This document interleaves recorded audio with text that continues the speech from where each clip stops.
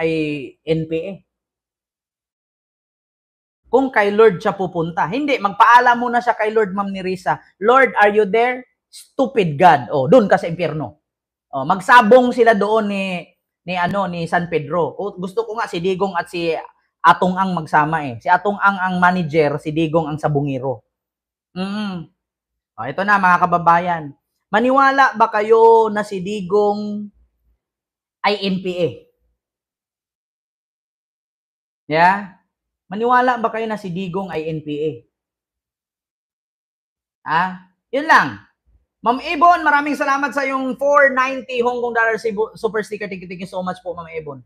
Yeah? O, ito ha. Patunay na si Juma Season at si Digong ay magkaalyado noon at planado na nila yan na sirain ang Pilipinas. Kaya hindi ba kayo nagtaka mga kababayan? Maminda Buat, maraming salamat sa yung 7 Canadian dollar super sticker. Thank you so much. Naniwala ba kayo mga kababayan na planado na talaga ni Digong na sirain ang bansang Pilipinas? Ako naniniwala ako. Bakit? Sa dinami-daming bansa na pwedeng kaibiganin ni Digong, bakit ang China pa na komunista? Ano bang ibig sabihin ng komunista? Ang komunista, yan po yung mga grupo na ayaw sa gobyerno. Komunista.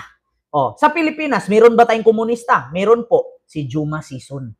Sino si Juma Season? Siya po ay ang NPA. Ito ha. Pakita ko sa inyo. Bago si Digong tumakbong presidente, advisor niya si Juma Season. Si Juma Season po ang leader ng NPA o mga rebelde. Ito na. Patunay ito, mga kababayan. Naku, mag-iyakan na naman mga DDS dito.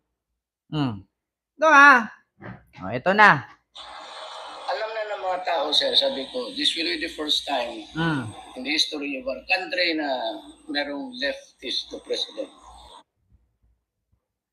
Alam ng mga tao, sir, na this is the first time na meron sa ating bansa na the first leftist president. So, ibig sabihin ng leftist, makakaliwang grupo. Kaya pag sinabi ninyo ngayon, rebelde ba talaga si Digong? Yes. Yes. Gusto niyo makita pang isa? Noon, ito. Si Duterte naman, na dati kong estudyante sa Lyceum, he has many nice things to say about me, and I also have many nice things to say about him. Duterte, maluwag yung bunga nga. Sabi niya, yung kapag akong presidente, isang paa ng NPA nasa Malacanang na. Rinig niyo? Kapag ako presidente, isang paa ng NPA nasa Malacanang na. Kasi ang totoo, rebelde naman talaga si Digong. For coalition. Kayo naman yan, may initiative na nanawagan na handa kayo makipag-coalition at nagpakita ng pagkaunawa sa programa ng MDF. Kaya sa oras na kayo na yung mananalo, ay dapat yung mga kinatawag natin kalagagat magkita-kita na. At kung ano naman, sumingit yung pandaraya, ay lalong rin. May patayan para magkita-kita at magkaisa para labanan yung mga mandaraya. Ay hindi sila magtatagal sa pangyarihan. The trend is there, no? Yes, sir. I will follow the pattern of socialism sa government. That is really, sinabi ko na sa kanila in public, in every meeting, I said, I'm a socialist. And, kita ninyo? Alam na ng mga tao, sir, sabi ko, this will be the first time in the history of our country na merong leftist to president. Walang masama sa left. Alam na ng mga tao, sir, sabi ko, this will be the first time in the history of our country na merong leftist to president. Walang masama sa left. Alam na ng mga tao, sir, sabi ko. Kita nyo naman, sino ba si Juma Season? Ito na, paalam ko sa inyo. Si Juma Season ay dating profesor ni Digong. Kasamahan din ni Normis Suare na kalaban ni Marcos Sr. Back to the history tayo. Si Norby Suare ayaw kay Marcos Sr. Pero gusto niya si BBM. Kasi ang sabi ni Norby Suare, the sin of the father is not inherited by the son. English yun. Hirap mag-English. Ang kasalanan ng anak ay hindi pwedeng manahin ang kasalanan ng ama ay hindi pwedeng manahin ng anak. Klaro. Robin Padilla nagsalita na rin. Dati siyang rebelde. Eto. Robin Padilla. Alam niyo mga kababayan, rebelde pala noon. Ito si Robin mismo inamin niya din. Anong kapatid mo ako? Lagi akong tapat sa iyo. Ano ang ibig mong sabihin? Isa na lang pong tanong, Ginoong Pangulo. Ito naman po sa atin pong mga PDL, tatanungin ko lang po kung ilan na po, noong pong nag-umpisa ang ating Congress, nakausap po natin ang kalihim ng DOJ at kami po ay nagkasundo na magkakaroon ng sunod-sunod na paglaya sa mga PDL. Kamusta po ito? Meron po ba tayong record kung ilan na po ang lumaya?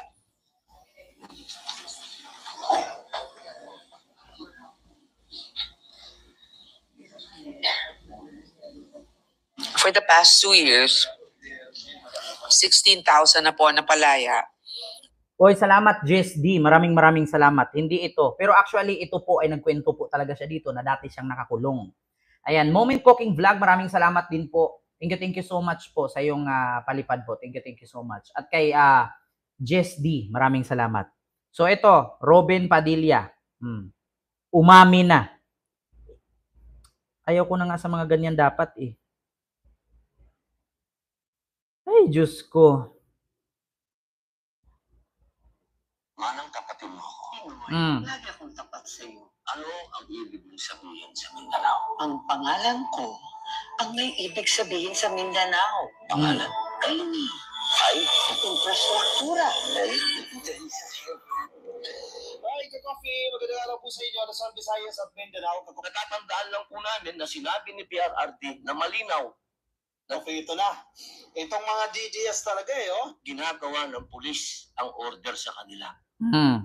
Kaya po namin kayo nirirespeto, sir, dahil yun ang sinabi ng boss namin. Yun lamang po, sir. Sana napakasakit isipin. Ito pong bagay na ito, parang pati itong ambassador. Ay, ka-coffee, magandang araw po sa inyo, Luzon, Visayas. Pakinggan niyo si Coffee, ha? Ito na.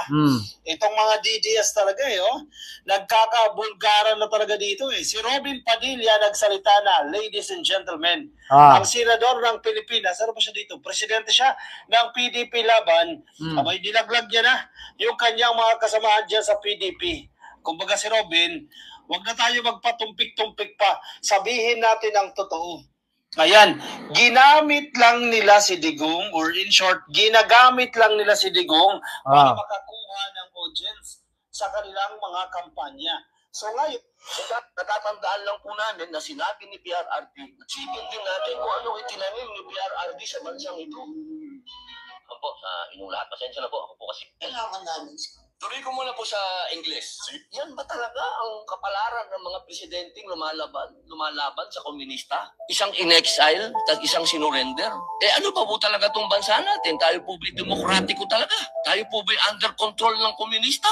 Gusto ko naman pong iparating sa lahat na wala na po dito si Pangulong Rodrigo Roa Duterte. Ito pong mga pinag-uusapan natin, ito po ay pagsuporta lang namin kay Senator Amy. Pero alam niyo po, sa ating mga magigiting na panauhin dito, napaka-ironic lamang po na alam naman po natin lahat, batid natin lahat, nadadalawang pangulo lang po ang lumaban sa komunista. Una, si Ferdinand Marcos Sr. Ano po ang nangyari? Inalis natin sa bansa. Ang sumunod na lumaban po sa komunista ay si Pangulong Rodrigo Roa Duterte. Ang tanong ko lamang po sa PNP, hindi ko po kayo hinuhusgahan. Hindi po ba nyo tinanong man lang sa mga nag-uutos po sa inyo kung bakit natin dadalhin sa The Hague ang ating dating Pangulo? Na alam naman po natin na buhay ang Communist Party sa Netherlands. Alam naman po natin na hinihingi natin dati na i-transport dito si Joma Sison, dalhin dito sa Pilipinas. Pero nagkabaliktad po, ang tinransport natin ay yung dating Pangulo natin na lumaban sa komunista. Ito lamang po, tanong ko, bilang ako po'y dating rebelde. Hindi ko naman po yan pinagkakaila. Hindi ko po maintindihan kung bakit tayo po ay nag-submit dito sa mga tiga-Netherland.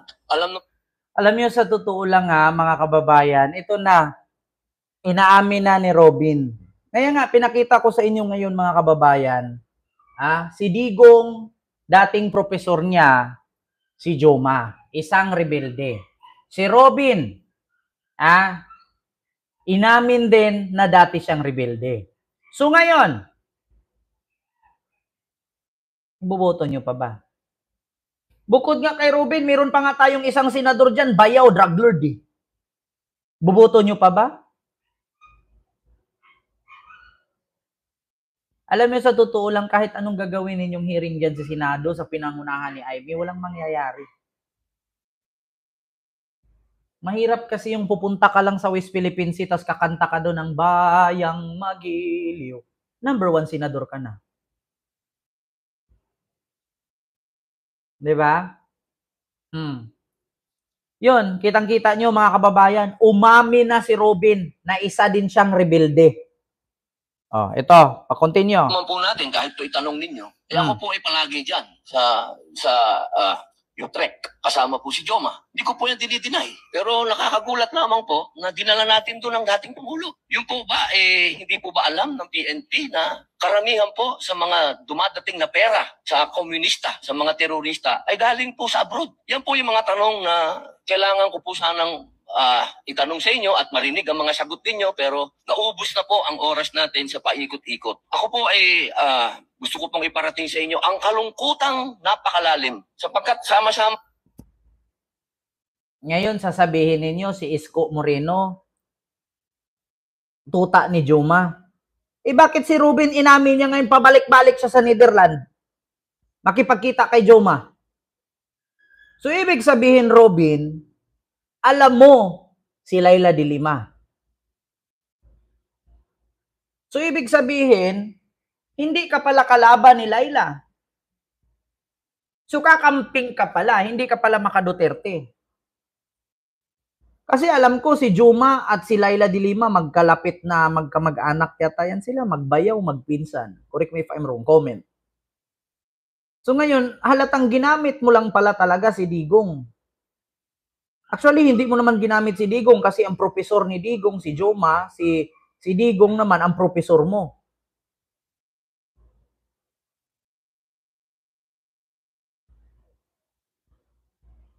Di ba? Mama Riz Life in Canada, maraming salamat sa $20 Canadian super sticker. Thank you so much po. Ibig sabihin, Robin, rebelde ka pala? Kay Halandoni nakipagkita yan. Lagi nga daw siya nandun kay Joma Tanungin mo kung achievement ba ang pagpatay ng innocenteng person, sabi ni Joseph Sibilia. Naku, ito na mga kababayan, inaamin na ni Robin. Ito Pangulong Rodrigo Roa Duterte.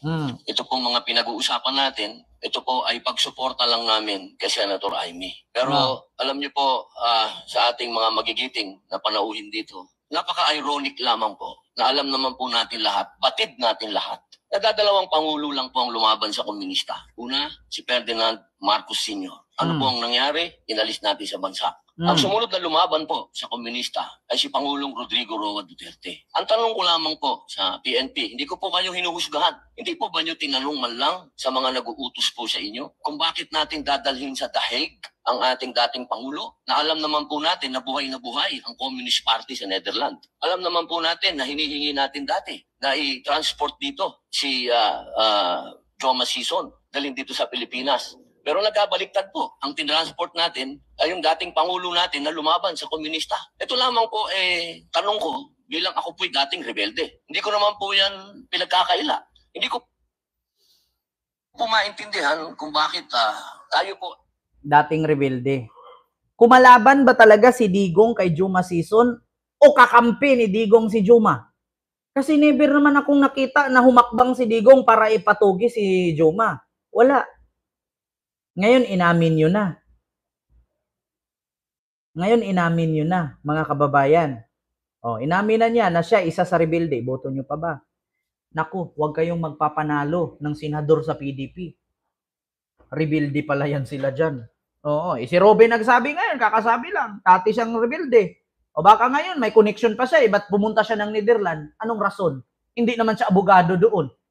Pangalawa, kung pumunta siya at bumisita kay Digong, wala siyang naitulong doon. Diba, Ma'am Sheila Almario? So, yun lang. Oh, pati Netherlands, nguya pa rin ng nguya. Hindi nga nagsasalita, kaya di rin marunong mag-English. So, yun lang, mga kababayan. Inamin na ni Robin na dati din pala siyang rebelde. Naku. Kaya siguro na nakulong. Number 1 senador, rebelde. Naku, patay, mahirap.